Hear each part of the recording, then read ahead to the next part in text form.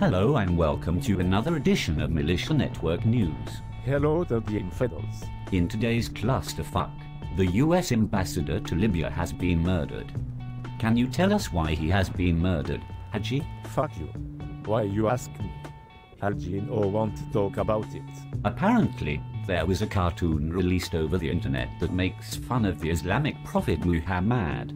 In response, protesters stormed the walls of the US Embassy in Egypt and burned the American flag. And in Libya, as you know, the US Ambassador was brutally murdered.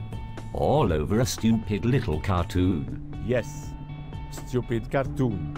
No one ever makes fun of Muhammad. It's blasphemy. Okay, Haji?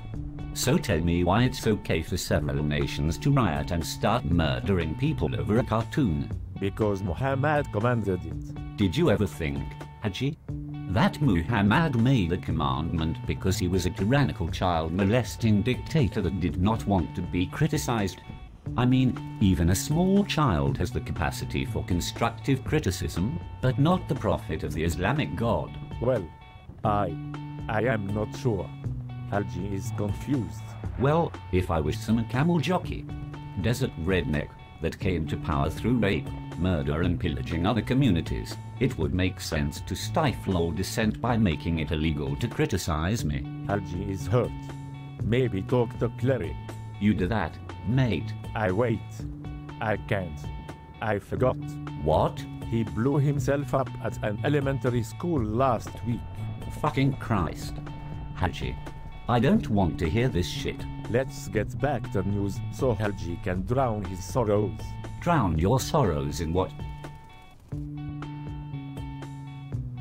Haji, sorry. What were we talking about again? Never mind, Haji. Never mind. The murder of US Ambassador to Libya Chris Stevens yesterday, as an unopposed crowd ransacked and torched the consulate in Benghazi, along with a raucous protest at the US Embassy in Cairo, are events that are going to reverberate for months to come. That the violence came on the anniversary of the 2001 Al-Qaeda attacks on New York and Washington was not a coincidence. Mr. Stevens was killed along with 3 other Americans in Libya's second largest city, in protests that used as their pretext a hitherto unknown amateur film designed to insult the Prophet Muhammad. Stevens was the first US ambassador murdered in the line of duty since Ambassador Adolph Dubs was assassinated in Kabul, Afghanistan, in 1979. Early unconfirmed reports from Benghazi indicated the other dead Americans were Marines assigned to diplomatic security. The ginned-up controversy over the film, which was propelled to violence by a rabble-rousing Egyptian television channel that presented the film as the work of the US government, recalls the protests over cartoons depicting Muhammad published in Denmark's Jyllands-Posten newspaper in 2005. Wait. Haji no understand. America helped Al-Qaeda fight Libyan government. Why Al-Qaeda attacking Americans now? That same question could be posed about Al-Qaeda after the fall of the USSR, or why we are fighting them in Afghanistan, but helping them in Libya and Syria. That does not make sense. Not unless you interject the theory that Al-Qaeda is owned and operated by the CIA, and its sole purpose is to destabilize the Middle East so that the USA can bring about tyranny at home while building an empire overseas. That make Haji's brain not hurt so much. Indeed. In another story, President-elect Barack Obama has added military heroes to his enemies list. The SOA, also known as the Special Operations for America, and the VSA, Veterans for a Strong American, were identified as his political enemies on his campaign website. This enemies list is not to be confused with the Hussein's actual kill list.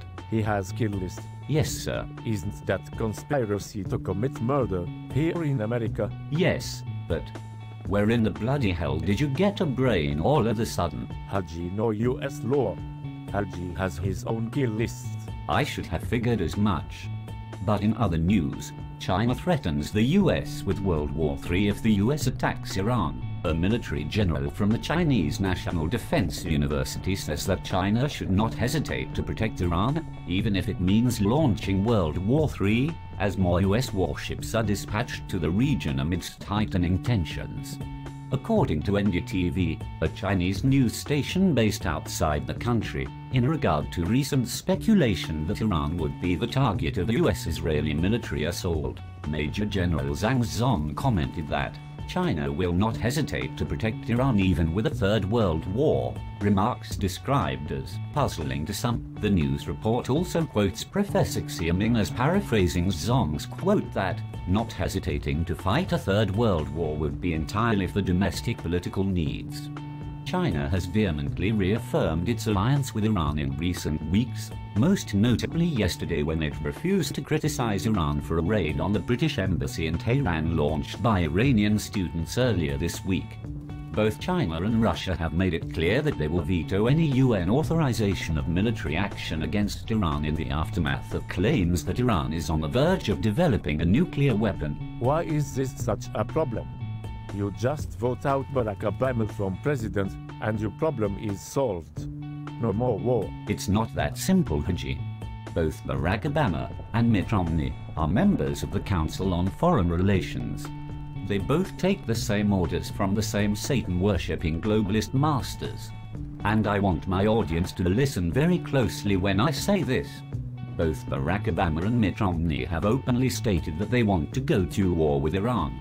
And both are equally knowledgeable that this will lead to a third world war, and don't give a shite either way. America is in big doo-doo. Indeed. But also, Russia said on Thursday that it may use preemptive force against the NATO missile defense system if it considers the threat of it growing. Russian army officials showed computer simulation models to illustrate how they believe the planned US and NATO missile shield threatens its security.